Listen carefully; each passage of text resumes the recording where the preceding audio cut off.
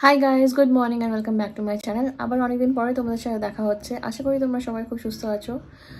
চলো আজকে দিনটাকে স্টার্ট করা যাক, অ্যান্ড আই হোপ তোমাদের আজকে ব্লগটা দেখতে খুব ভালো লাগবে।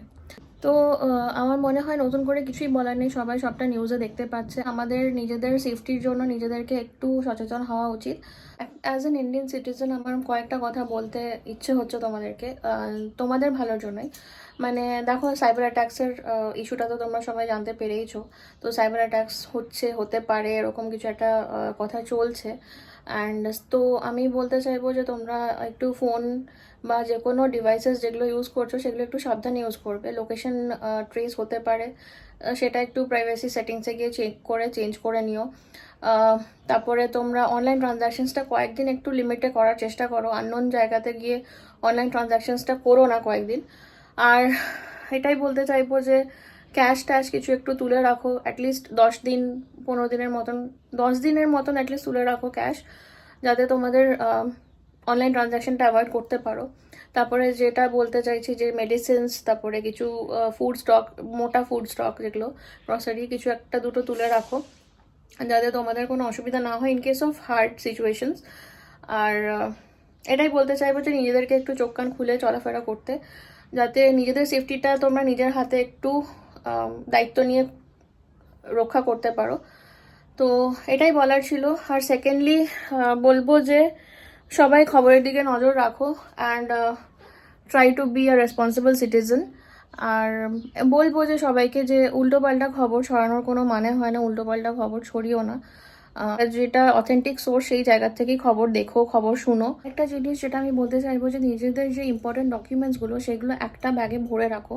ইন কেস তোমাদেরকে এমার্জেন্সি সিচুয়েশনে কোথাও ট্রাভেল করতে হয় বা কোনো রকম প্রয়োজনের সময় তোমাদেরকে ইমিডিয়েটলি বাড়ি খালি করতে হয়, সেরকম যদি কোনো সিচুয়েশন আসে, তাহলে অ্যাটলিস্ট তোমরা নিজেদের ডকুমেন্টেশনসগুলো অ্যাটলিস্ট নিজেদের হাতে কাছে পাবে। অ্যান্ড এমার্জেন্সির সময় অত তাড়াহুড়োতে খুঁজে পাওয়াটা সম্ভব হয় না। তো আগে থেকে ওই প্রিকশনটা নিয়ে রাখাটা সুবিধা হবে আই থিঙ্ক। এটা আমার নিজস্ব ধারণা, আমার নিজস্ব মনে হয়, আমি নিজে করে রেখেছি। বিকজ তখন তাড়াহুড়োর মধ্যে মাথা কাজ করে না, এটা আমার অলরেডি জানা আছে। কারণ কোভিডের সময় আমি এখানে মানে আমি তখন মুম্বাইতেই ছিলাম। অ্যান্ড এরকম সিচুয়েশন এসেছিলো যে মুম্বাই থেকে সব এয়ারপোর্টস ব্লক হয়ে গেছিলো। তো সেখান থেকে বাড়ি যাওয়ার কোনো স্কোপ পাচ্ছিলাম না। আমরা মনে হয় 5 থেকে 7 বার টিকিট বুক করেছিলাম, বাট টিকিট ক্যান্সেল হয়ে গেছিলো just because of COVID pandemic conditions. আর সেই জন্য আমাদের তখন থেকেই ওটা হ্যাবিটা হয়ে গেছে যে ডকুমেন্টেশনগুলো অ্যাটলিস্ট হ্যান্ডি রাখা উচিত আমাদের, যাতে এমার্জেন্সির সময় আমাদের কোনো অসুবিধা না হয়। এটাই বলার ছিল অ্যাজ আ সিটিজেন। আজকের ব্লগটা একটু লেটেই স্টার্ট হয়েছে বিকজ আমি পুরো স্নান টান করে ফ্রেশ হয়ে রেডি হয়ে গেছি। আর এদিকে দেখো আমি ঘামছি অলমোস্ট, বিকজ এতক্ষণ সব গোছাগুছি কাজগুলো করে নিলাম। আজকে বেরিয়ে যাব আমরা এখান থেকে, যাব হচ্ছে একটু পুনে, কারণ আমার বোন কয়েকদিনের মধ্যেই পুনে থেকে চলে যাবে ব্যাঙ্গালোর।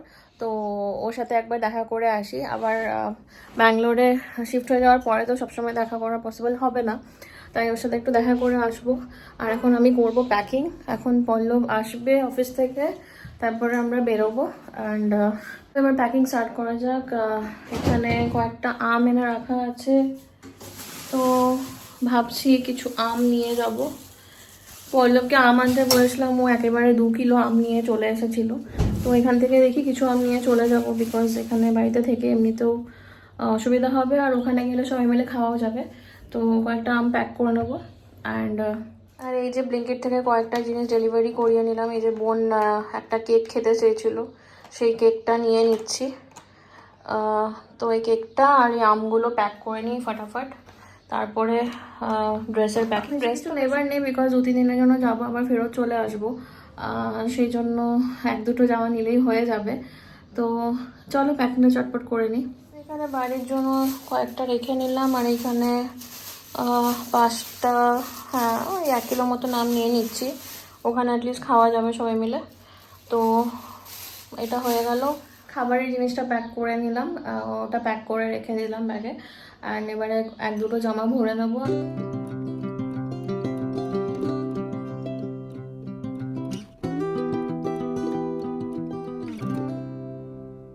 সো ফাইনালি আমি রেডি হয়ে গেছি, জাস্ট এটা পরে নিলাম। আর এই যে দেখো আমার গুণধর বর এসে গেছে, ওর জন্যই লেট হয় অলওয়েজ। যাই হোক, আমরা রেডি হয়ে গেছি, এখন বেরোবো। ক্যাব আসলে এখান থেকে বাসি যাব প্রথমে, এটাই হচ্ছে রুট। এখান থেকে বাসি যাব, বাসিতে এখান থেকে যেতে ক্যাবে করে মোটামুটি 300 থেকে 350 টাকা লাগবে। অ্যান্ড দেন ওখান থেকে ভলভো বোট করবো। ভলভোতে অলমোস্ট 400 থেকে 500 টাকার মধ্যে হয়ে যাবে পুনে ওয়াকার অবধি। ওখান থেকে আরেকটা অটো বা ক্যাব করে ওর বাড়ি পৌঁছে যাবো। পরে আবার পুনে যাচ্ছি, তো ভালো লাগছে একটু, বাট যা সিচুয়েশন চলছে তাতে ঘোরা টোরা খুব একটা পসিবল হবে না। জাস্ট এমনি ঘরেই থাকতে হবে, কিছু করার নেই। জাস্ট এই দুটো ব্যাগ নিয়ে নেবো, পিঠের ব্যাগ দুটো দিয়ে বেরিয়ে যাব। প্যাকিং হয়ে গেছে সব।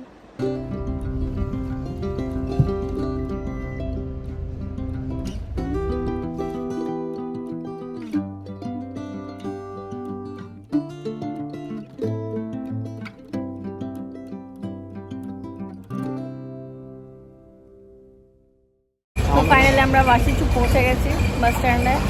মাথা পুরো ধরে গেল 1 ঘন্টা ধরে ট্রাফিকে ফেসে ট্রাভেল করে। তো চা খাচ্ছে একটু। আর কোথায় দাঁড়াবো? সাইডে দাঁড়ানোর জায়গা নেই।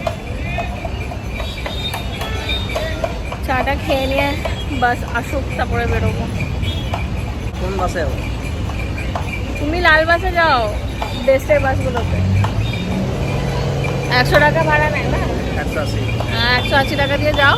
আমি বলবোতেই যাচ্ছি, তুমি যাও যাইতে ইচ্ছে। তো ফাইনালি আমরা বাসে চেপে গেছি। এটা একটা ভলভো নিতা ট্রাভেলসের বাস। এরপরে এখান থেকে প্রায় আমাদের 3 ঘন্টা লাগবে ওয়াকার পৌঁছাতে। তো যাই হোক, এখানে আমরা কথা বলছিলাম এমনি নর্মাল। আমাদেরকে মনে হচ্ছিল চাকার ওপরের সিটটা দিয়েছে, সেই জন্য আমরা একটু ইরিটেটেড ছিলাম, নিয়ে ওটা নিয়ে ডিসকাশন চলছিল এখানে। তো চলো বাকি জার্নিটা দেখো কেমন লাগে। তো এখন আমাদের বাস বাসি ফ্লাইওভার থেকে ছাড়ছে। এখন বাজে অলমোস্ট 6টা। তো পৌঁছাতে পৌঁছাতে মোটামুটি 10টা বেজে যাবে ওর বাড়ি অবধি।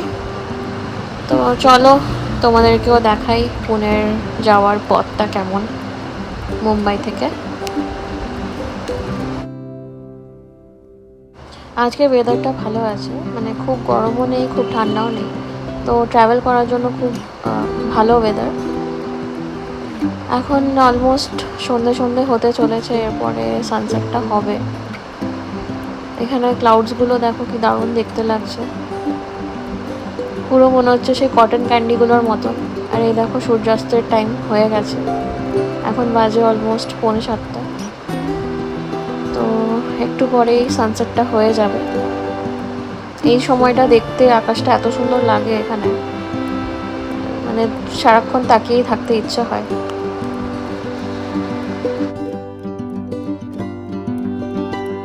তো এখন আমরা মুম্বাই পুনে এক্সপ্রেসওয়ে দিয়ে ট্রাভেল করছি। আর এদিকে দেখো চারিদিকে শুধু পাহাড়ই পাহাড় দেখতে পাবে। মহারাষ্ট্রের একটাই জিনিস আমার সবথেকে যেটা বেশি ভালো লাগে সেটা হচ্ছে এই পাহাড়গুলো, চারিদিকে মোড়া পাহাড় দিয়ে। আর দেখো এত সবুজ গাছে ভরা, এত সুন্দর দেখতে লাগছে। এই জায়গাটা দিয়ে পেরোলে প্রত্যেকবার শুধু মনে হয় এই পাহাড়গুলোকে যদি একটু ঘুরে দেখা যেত, কিন্তু সেটা অবকাশ নেই, আমাদের বিজি লাইফ। তো গন্তব্যে পৌঁছানোটাই মেন দরকার আমাদের। তো চলো এই রাস্তার এই সবুজ দৃশ্যগুলো উপভোগ করতে করতে আমরা পুনের দিকে যাত্রা করি।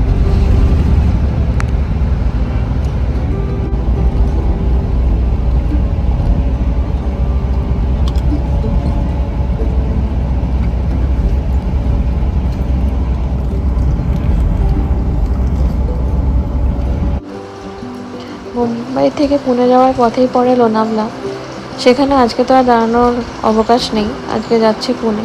অন্য এক সময় তোমাদেরকে লোনাভলাটা ঘুরে দেখাতে পারি।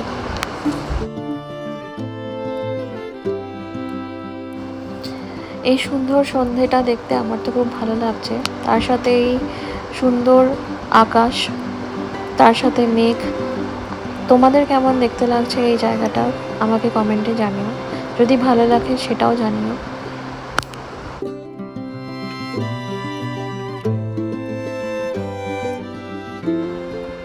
তো আমরা মোটামুটি হাফ রাস্তা অতিক্রম করে চলে এসেছি। এখানে একটা স্টপেজ দেবে প্রায় 20 মিনিটের মতো। এখানে একটা রেস্টরুম, খাবারের দোকান, পেট্রোল পাম্প ওটাটাই আছে। এই জায়গাটাকে উডুপি টু মুম্বাই বলে। তো এখানে চলো দাঁড়াই কিছুক্ষণ। আর এখানে ঝড় মনে হচ্ছে উঠবে। তো চলো দেখি, এখানে হয়তো কিছু একটু খেয়ে নেবো চাটা, আর তারপরে ফ্রেশ হয়ে বেরিয়ে যাবো। কিছু খাই। কি খাচ্ছ আমাকে? তো কি হয়েছে, এখন 7টা বেজে গেছে, তোমার জন্য লেট হয়েছে, খিদে পাচ্ছে আমার। চলো গ্লোবাল বেকে যাই। কিছু পাওয়া যাবে? মারবো না, এখান থেকে কিছু নিয়ে নাও।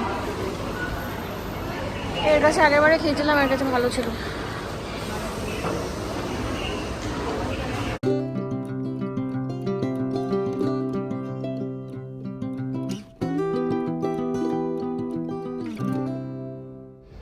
তো আমরা আবার বাসে চেপে গেছি এখানে। আর এদিকে দেখো, এখানে রোড জ্যাম স্টার্ট হয়ে গেছে। আমরা মানে লোনাভলা পেরোচ্ছি, আর এই জায়গাটা ওয়ান ওয়ে হয়ে যায়। তো এখানটাতে খুব ট্রাফিক হয়ে যায় রাতের দিকে। আর এদিকে একদিকে খাদ, একদিকে পাহাড়, এরকম রাস্তা। খুব সুন্দর জায়গাটা, সকালবেলায় খুব সুন্দর দেখতে লাগে। তো এবারে দেখো কি সুন্দর চারিদিকে শুধু আলো আর আলো দেখা যাচ্ছে। এই জায়গাটাও দেখতে খুব সুন্দর লাগছে। তো চলো, ফাইনালি আমরা নেমে গেছি বাস থেকে। এইটা হচ্ছে ওয়াকার বাস স্ট্যান্ড। এখান থেকে এবারে ক্যাব ধরে বোনের বাড়ি অবধি যাবো। এখান থেকে মোটামুটি 25 to 30 মিনিটস লাগবে।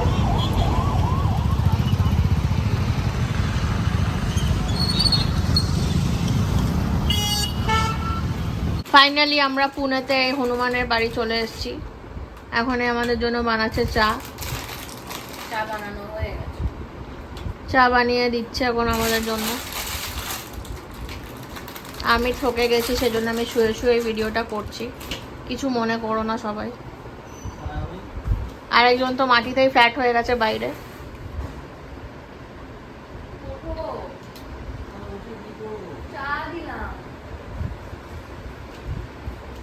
যাই হোক, আমরা চলে এসেছি। পুচু, তোর কেমন লাগছে বল? ভালো। এত লেট হলো, 10টা বাজে। 10টা বাজছে, এমন জায়গায় থাকিস তুই?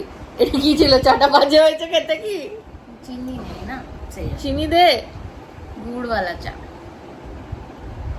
হ্যাঁ, এদিক নেই ওদিক, এদিকে বিরিয়ানি খাচ্ছে, এদিকে গুড় দিয়ে চা খাচ্ছে, কিছু বলার নেই।